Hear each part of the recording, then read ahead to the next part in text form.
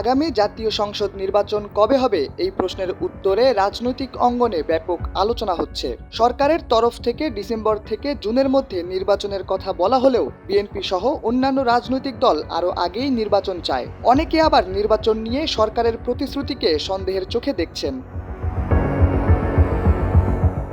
নির্বাচনের সময় নিয়ে মত দ্বিমত আর বিতর্কের মধ্যে সংস্কার ও গুরুত্বপূর্ণ শর্তগুলো পূরণ না হলে নির্বাচন কোনো কাজে আসবে না বলে জানিয়েছেন বাংলাদেশ জামায়াতে ইসলামীর আমির ডক্টর শফিকুর রহমান। এছাড়া তিনি নির্বাচন অনুষ্ঠানের আগে 3টি শর্ত পূরণের কথা জানিয়েছেন এবং এ ব্যাপারে সরকারের দৃষ্টি আকর্ষণ করেছেন। সম্প্রতি বেলজিয়াম সফরে গিয়েছিলেন জামায়াতের আমির সহ 5 সদস্যের প্রতিনিধি দল। এ বিষয়ে বিস্তারিত তুলে ধরতে বৃহস্পতিবার আয়োজিত এক সংবাদ সম্মেলনে এসব কথা জানান তিনি। এ সময় জামায়াতের আমির জানান, অন্তর্বর্তী সরকার সংস্কার কাজ শেষ করে নির্বাচন দেয়, তাতে জামায়াতের কোনো সমস্যা নেই। তবে সংস্কার ছাড়া নির্বাচন দিলে কাজে আসবে না।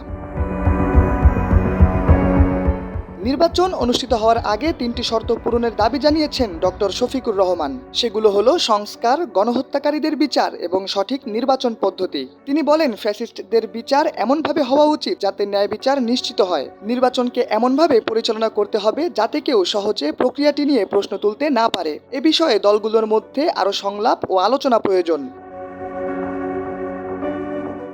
লন্ডনে খালেদা জিয়ার সঙ্গে সাক্ষাতের ব্যাপারেও বিস্তারিত তুলে ধরেন জামায়াতের আমির। তিনি বলেন, সফরের সময় তারা বিএনপি চেয়ারপারসন খালেদা জিয়া এবং ভারপ্রাপ্ত চেয়ারপারসন তারেক রহমানের সঙ্গে সাক্ষাৎ করেছেন। তবে কোনো আনুষ্ঠানিক আলোচনা হয়নি। তারা কেবল খালেদা জিয়ার স্বাস্থ্যের খোঁজ নিতে গিয়েছিলেন।